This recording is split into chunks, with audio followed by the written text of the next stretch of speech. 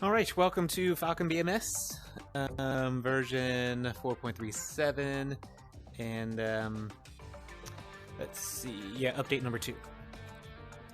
Alright, welcome all you aviators, and also the very often overlooked ground crew.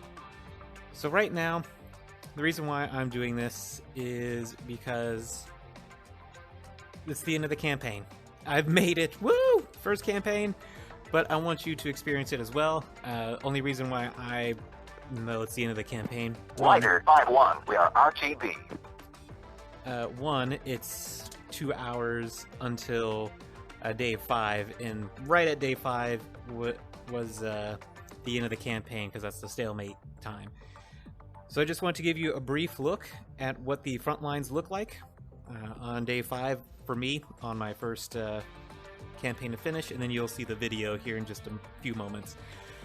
But it looks like we didn't reach all of our objectives. Hamhung was a big objective, and I think Sinuju, Way, somewhere out this way, was also on the list to be captured. But as you can tell, we didn't get there. So I'm going to go ahead and advance the time, and I'll talk about lessons learned here in just a second. Alright, so about 20 seconds until the end of day 4 into day 5. So as you can see, still not much going on here. After a marathon session at the UN, negotiators have hammered out a ceasefire agreement acceptable to all combatants. Effective immediately, the hostilities will end. U.S. pilots performed adequately given the difficult situation. The conflict has revealed both the capabilities and the limitations of air power. Negotiations continue in an attempt to remove the underlying conditions which caused the war. Meanwhile, Koreans on both sides must assess the damage, rebuild, and pray this does not happen again. All right, and there's a stalemate. Now the logbook, I may have two stalemates, but it was the first one that, what do you call? That had it for me. Anyway. So that's the campaign. The end of the campaign. I finally got to see the end of a campaign. After all these years, after some 10 years of playing Falcon, I finally got to finish one. Wasn't so bad, but it was a hard slog. So, lessons learned.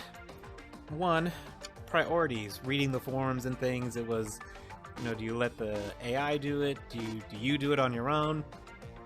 In setting the mission type and things. And it looks like, basically from the get-go, take over all of the priorities.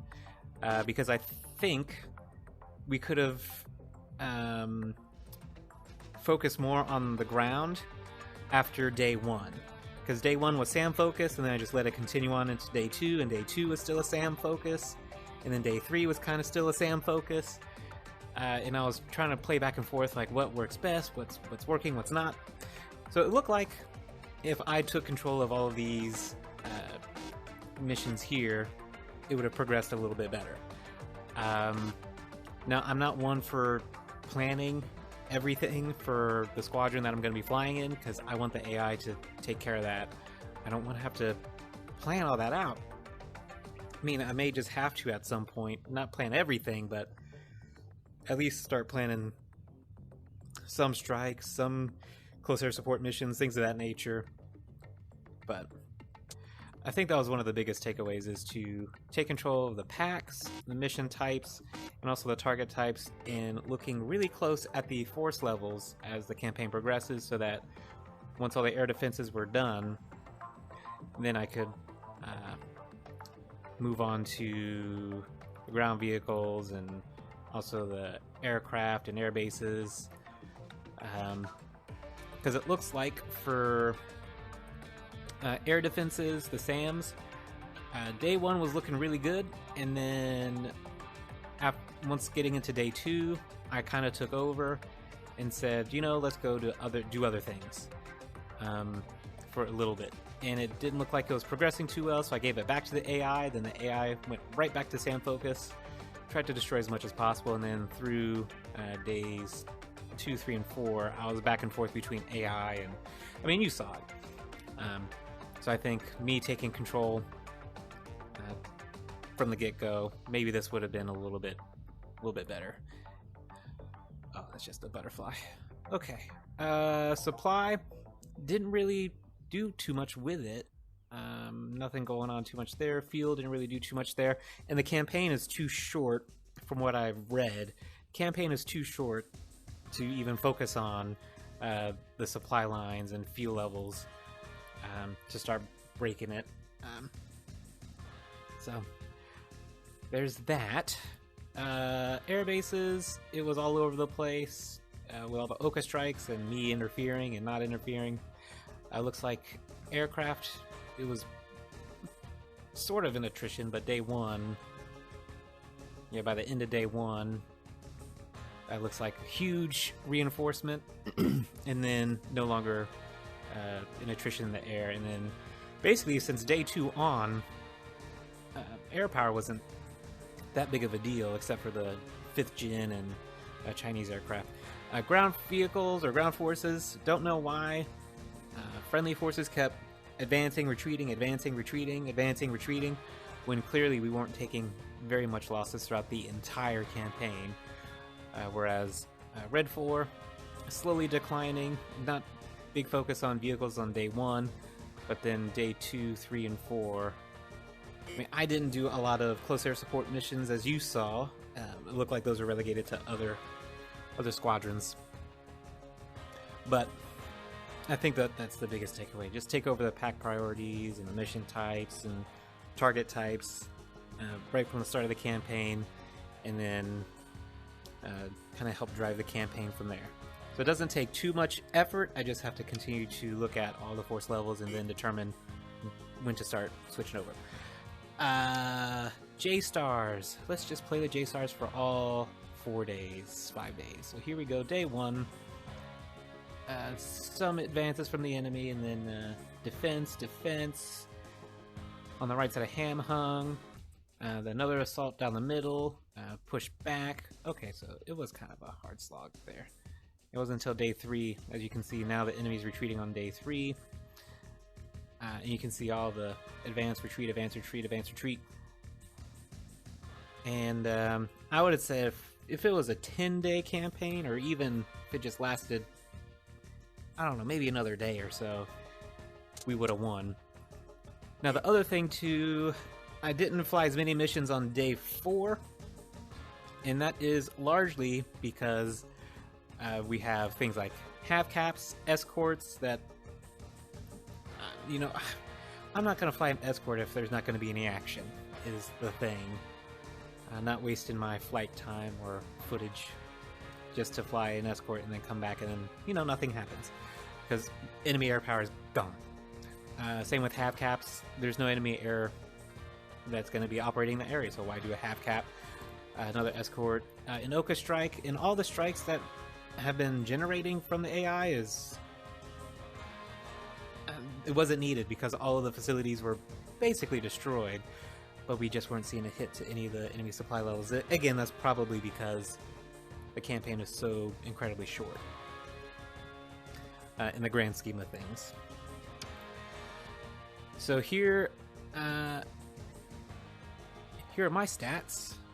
So I tied with a couple other pilots, didn't get a promotion in this campaign, which I'm kind of upset about, but I think it's because I was on cadet, and I think you get less points on a cadet level.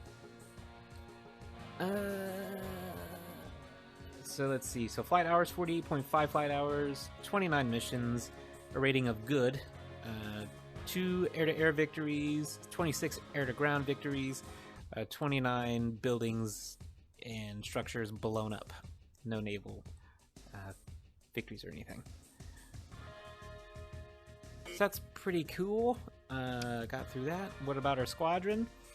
Let's see. We lost 28 aircraft in the few days that we flew. 6 pilot losses. 157 total sorties have been flown. Total air-to-air victories 31, total air-ground victories 94, and 77 total structures blown up. All right. So now that the first campaign is done, it is now time to go to the next campaign. And the next campaign is going to be in the Balkans Theater. I am ditching the Block 40 Falcon. I was not a fan of it. I don't know what it is with it. I don't like it. I don't like the HUD setup. I don't like it. So I'm going to go back to the Block 50, Block 52, and then we'll see how things progress in the default, or what do you call the default squadrons in the Balkans. So I'll be working to set that up, and then hopefully get a video here in the next day or so. And then we'll see if I can do, like, I think it's powder keg or balance of power. You'll know once I get into it, and from there, you know, we'll see if I can finish a long campaign. That'll be the next goal. But until then, this is Call Sign Scooter, and I am signing out from the 180th Fighter Wing of the 112th Fighter Squadron in Falcon. And thank you for following me on this 29 mission journey in order to finish my first campaign. And now we're going to be off to campaign number 2, which is going to be a lot longer. Follow me on that journey. If you want to, go ahead and subscribe and keep up to date on each mission that's posted. And if you want to see more of this content, go ahead and comment on that as well. If there's some adjustments or things that I could work on to help improve my experience in Falcon, please throw that in there as well. Because there's a lot to learn in this game, a lot to do. I could use all the help to now set the goal of winning my first campaign. This one was just to finish a campaign. Now I want to win one campaign. So help me on this journey. But until then, I'll see you on the next one.